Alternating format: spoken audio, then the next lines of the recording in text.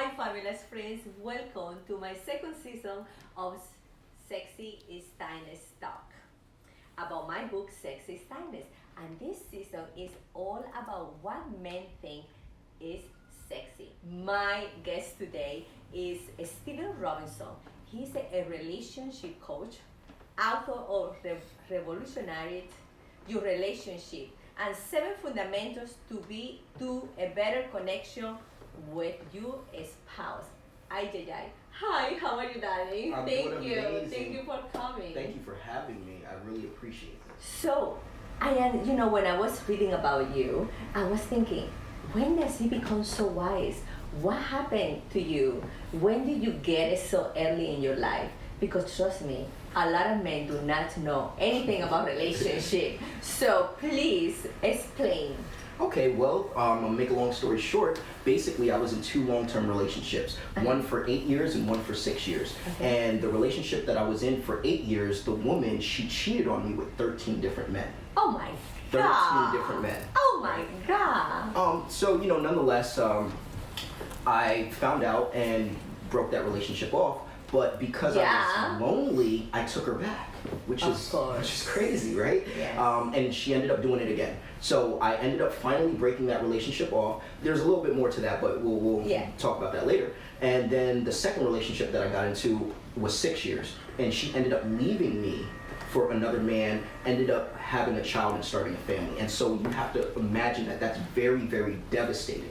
Wow. So because that was so devastating, I told myself, I said, you know what, this is not going to happen to me again. And I started to really look at what I did wrong in the relationship, because I could have blamed them and said, oh, they did this, but it was her fault. Right, but she was a bad woman for me. Right, exactly. But because I thought to myself, because I didn't lie and because I didn't cheat, that made me a good man. But you have to understand that there's so much more that goes into being a good man than just not lying and cheating.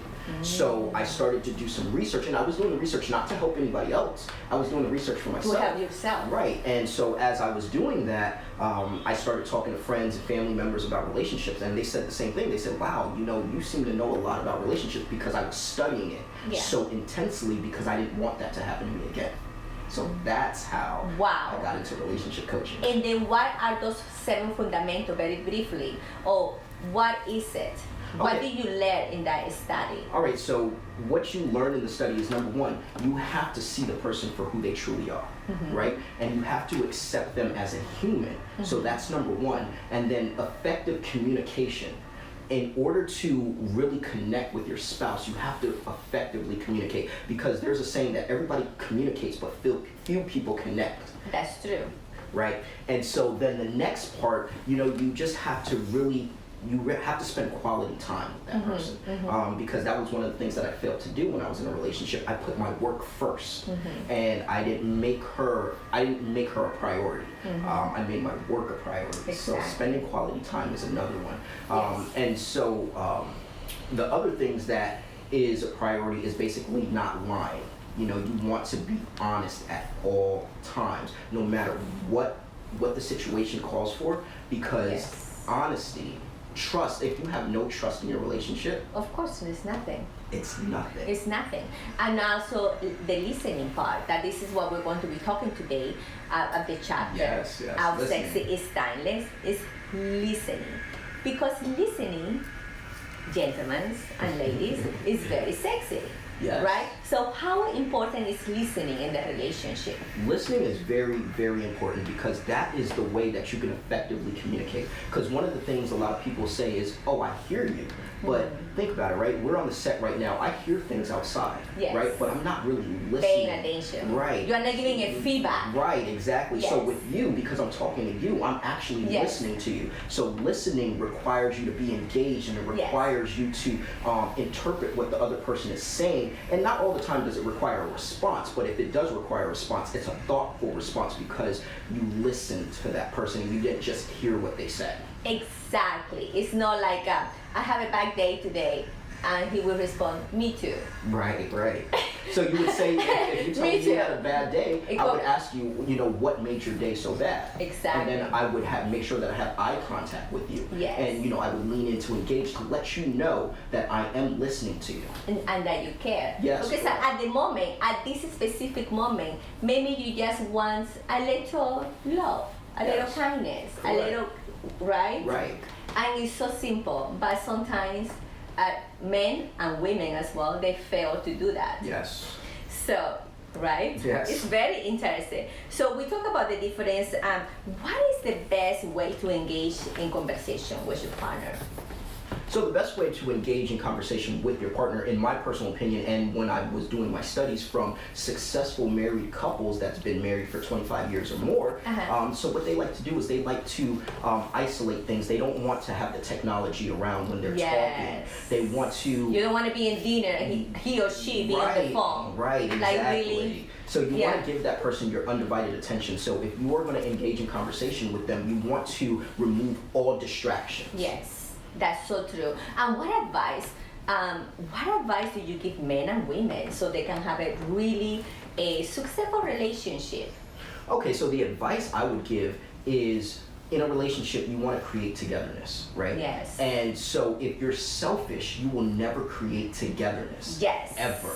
So once you create togetherness, and once you learn how to effectively communicate, and once you're able to spend quality time and understand your spouse's needs, that's what makes a great relationship. And in order to do that, you have to listen. Thank you. And when you say selfish, what do you mean? Well, Let's explain that. yeah, so selfish, right? I will say, like, and I'm gonna go back to an example of me, Yeah. right? Like, I was working so hard at my career that I was so selfish, and I was putting myself first, and I wasn't looking at the needs of my partner. Yes.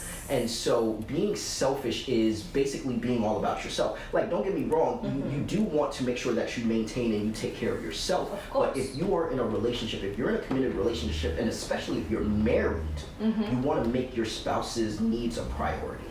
Yes. I totally believe that. Totally believe that. And I think the most important in a relationship is putting the other person's feelings first. Yes. It's not a mistake, right? Not at all. I think that's the essence. Yes. Thank you. Thank you. So for all the married women, men out there, so when they're having problem in the relationship about listening, what do you really what do you advise to them? What 3 tips? Okay. 3 tips to do. 3 tips. So if there's a problem in listening, I think you guys the couple should schedule time out throughout their week to say, hey, listen, we're going to put the phones away, and we're at least going to talk for 15 to 20 minutes. Tell me about your day. I'm going to sit here. I'm going to listen. How can I help you? Tell me about your goals. Tell me about your dreams. Tell me how I can help you, and how we can develop such a more bond to move forward in the relationship. So that's number 1. Eliminate all distractions and make time. Yes. And number 2, what I would definitely say is be open to that. Because the thing is, we can say, oh, well, we're going to make time, but if your mind is closed off to doing that, it's not going to work. Exactly. And number 3? And number 3, what I would say is, that's a good one. I would say basically just try some new things. Like, you don't always have to be in the living room. Go to the park. You know, Central Park is a really nice place. You guys can walk, and you guys can and take in all the flowers, the weather, and talk and do something that you don't normally do. I totally agree, because it's extremely important, the time that you give to each other. Yes. It's extremely important. The thing is, a lot of people say, oh, well, a relationship is 50-50, right? So what that means, what they're saying is, oh, I'm only going to do something because you did. Right? No, that doesn't work. It doesn't work. Like tip Not at tap. all. I'm doing this for you because you did it for me. That doesn't work. Exactly. I cannot give you more because you didn't give me more. Right. That doesn't work. That means it's selfish, and one point this relationship is going to break. Exactly. Because there is no love in it. It's selfishness. And I like the way you explained that. You're absolutely right. It's selfishness, because if you're only doing something because they did 50%, no. You come into this relationship, especially if you get into a committed relationship, what the word commitment means is, hey, listen, I'm all in. So Yeah. I'm going to give you 100%, and if that person is coming into a committed relationship, they give 100% as well. Exactly. And it's extremely important. Thank you, Dan. Stay sexy and timeless. Besitos.